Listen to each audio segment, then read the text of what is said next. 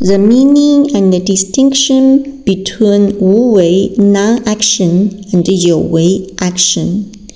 雪峰 Non-action 无为 is the will of heaven. Action 有为 is the will of man. Non-action means going entirely with the flow of nature, acting in accordance with objective laws, letting the tides rise and fall. Flowers bloom and wither, seasons come and go, and the moon wax and wane, free from worry, free from thoughts. It is to be without perception, conception, volition, and consciousness, without eyes, ears, nose, tongue, body, and mind, without form, sound, smell, taste, touch, and Dhamma, without the field of vision, even up to the field of consciousness, without ignorance, and without cessation of ignorance, even up to no aging and death, and no cessation of aging and death, no suffering, no origin, no cessation, no path, no wisdom, and nothing to attain. Free from inverted dreams and illusions, the heart is unburdened, unafraid, and unattached. Free from selfishness and desire, one lives at ease with circumstances, transforms with conditions, acts in harmony with one's nature, and moves as opportunities arise. Action, on the other hand, is to fully exert one's intelligence and ability in order to satisfy one's desires and pursuits to the greatest extent, and to change everything around according to one's will. Non-action is like the ocean, action is like the waves. The will of the greatest creator is the will of non-action, yet nothing is left undone. Those who work the will of the greatest creator must enter a state of non-action.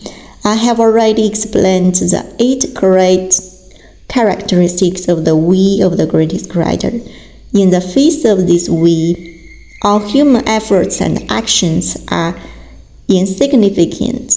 Only by merging into the will can we attain the will and become one with it.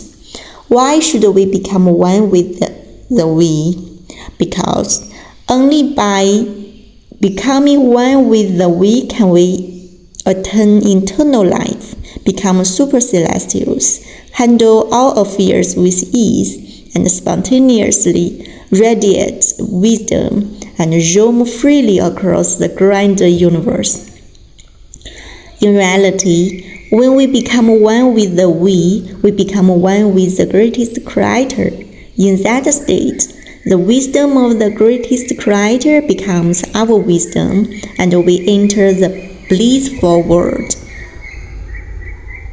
As long as a person harbors selfishness, as long as a person possesses or desires to possess anything, as long as one's heart is attached, resides anywhere, clings to greed or worry, one inevitably acts with intention, and thus cannot become a sage or a celestial being.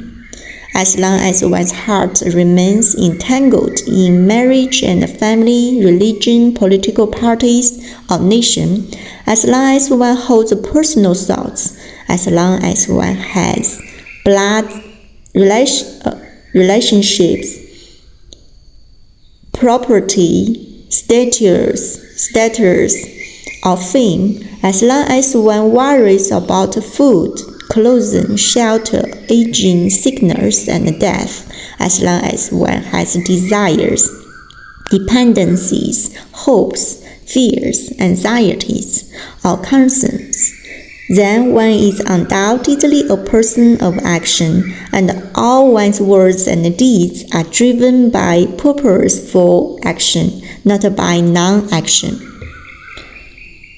Only when one possesses nothing at all can one reach the highest realm of life. Only when one possesses nothing can one enter the free world of heaven. Only by having nothing can one have everything.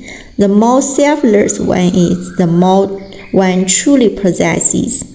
The more one owns, the greater the suffering, and the farther away from heaven. The more one practices non-action, the more one can accomplish everything. Why do I want to create the second home and ask you to strive to enter it? Because only in the second home can you gradually enter the state of non-action. In the secular world, not only will you fail to understand what non-action is, even if you do understand, you will not be able to achieve that state. In the secular world, you can only live through action.